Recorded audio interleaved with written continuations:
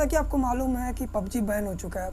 PUBG एक ऐसा game था जहां पर ख़ास तौर से लॉकडाउन में जो लोग बाहर लोगों से नहीं मिल पा रहे थे, लोगों से सोशल डिस्टेंसिंग की वजह से दूर रह रहे थे और कहीं न कहीं उनका जो अकेलापन था उसे पबजी दूर कर रहा था। मैंने भी पबजी कभी नहीं खेला था, पर लॉकडाउन में मुझे भी कुछ महीनों के बाद लोगों की कमी महसूस होने लगी। जो लोग मैं जिन लोगों से बात कर सकता था, जिन लोगों से मिल सकता था, इस कोरोना वायरस की वजह से, लॉकडाउन की वजह से नहीं मिल पा रहा था, जिसकी वजह से काफ़ी ज़्यादा अकेलापन मुझे महसूस हो रहा था। तो इसमें मैंने पबजी गेम के बारे में मुझे मालूम तो था, पर मैं उसे कभी खेलता नहीं था, कभी ज़रूरत ही नहीं पड़ी क्योंकि इतना बिज़ी शेड्यूल था। लॉकडाउन में मैं जब फ्री टाइम बहुत ज़्यादा था तो मैंने पबजी गेम इंस्टॉल किया और वहाँ पर शुरुआत में जब मैंने कुछ लोगों को ऑनलाइन पाया तो मुझे लगा कि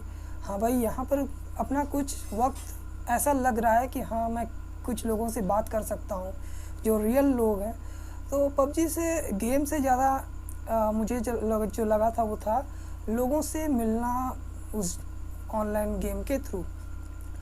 हम लोग फिज़िकली नहीं मिल सकते थे, मगर हम इमोशनली उनसे अटैचमेंट रख सकते थे, बात कर सकते थे, उन लोगों से भी उनकी जो बातें हैं सुन सकते थे, अपनी बात पहुंचा सकते थे। तो इस तरीके से ऐसा लगता था कि हाँ, मैं अपनी बात अगर कह रहा हूँ तो कोई सुन रहा है मेरी बात, और मैं भी दूसरों की बातें सुनकर अपने आप को ये लगता था कि हम बाहर दूसरों से कनेक्ट हैं।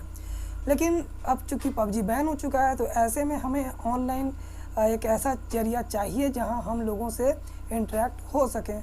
यूट्यूब पर तो आपको मालूम है, जब हम लाइव स्ट्रीमिंग पे आते हैं तभी हम एक दूसरे से इंटरेक्ट हो सकते हैं, मगर वहाँ भी लिमिटेड लोग होते हैं। लेकिन ऑनलाइन जो गेमिंग थी उसमें हम इंटरनेशनल लेवल पर हम लोग मिल सकते थे, बात कर सकते थे, अदर कंट्री के लोग भी वहाँ पर आते थे।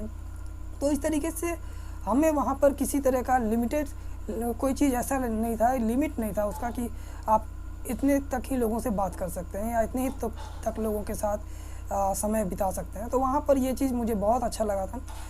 तो आई होप कि पबजी तो बैन हो गया है। जो कुछ लोग बोल रहे हैं कि पबजी जो है वापस आ सकता है। जो चाइनीज़ की टेंसेंट कंपनी है, ये गेम चूँकि कोरियन का है, तो आई होप वो लोग जो है चाइनीज़ से अपना पार्टनरशिप वापस ले लें। उनका जो शेयरिंग किया हुआ है, जब वो वापस ले लेंगे तो ऐसा कुछ कहा जा रहा है कि इंडिया में एक डिस्ट्रीब्यूटर खोजा जाएगा, उसे ये चीज़ दे दिया जाएगा जिससे इंडिया में पबजी फिर से लॉन्च हो सकता है।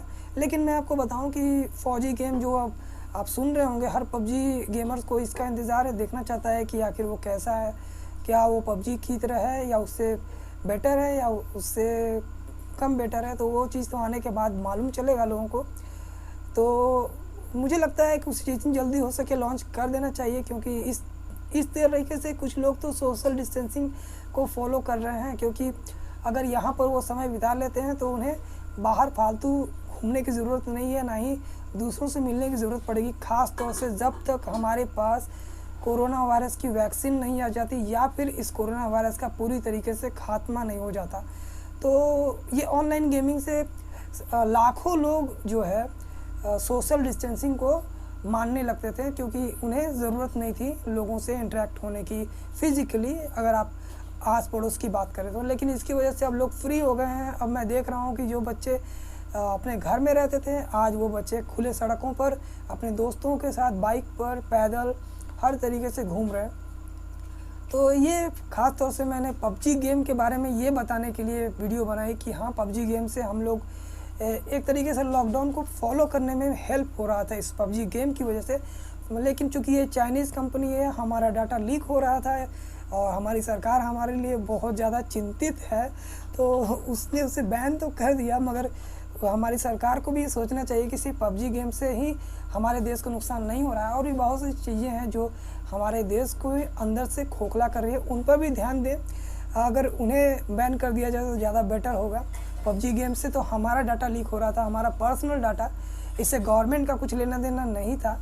लेकिन अब चूँकि सरकार बहुत चिंतित लग रही है, तो मुझे लगा कि उसे एक एडवाइस दे देनी चाहिए कि अगर चिंता करना है तो रोज़गार पे करें, शिक्षा पर करें, और जिस तरीके से हमारा जीडीपी ग्रोथ डिक्रीज होता जा रहा है और कोरोना वायरस बढ़ता जा रहा है उसका ग्राफ, तो उस पर लगाम लगाएं, तो उस पर ज़्यादा हम खुश होंगे अगर आप ऐसा कर पाएँ तो, जो कि आप कर नहीं पाएंगे क्योंकि इच्छा ही नहीं है। खैर, इस बारे में बात नहीं करूँगा, अदरवाइज़ फिर से कुछ लोग कमेंट करेंगे कि इस तरह की वीडियो मत बनाओ, रिस्की है, क्योंकि मेरे सब्सक्राइबर मेरी फ़िक्र करते हैं मेरी फैमिली की तरह।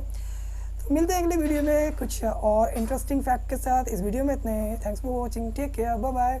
और हाँ, प्लीज़ यार लाइक करके इस वीडियो को शेयर भी कर दिया करो, ताकि मेरा जो चैनल का ग्रोथ है वो बढ़े और हमारा परिवार थोड़ा और बड़ा हो सके। इस वीडियो में इतना ही। Thanks for watching, take care, bye.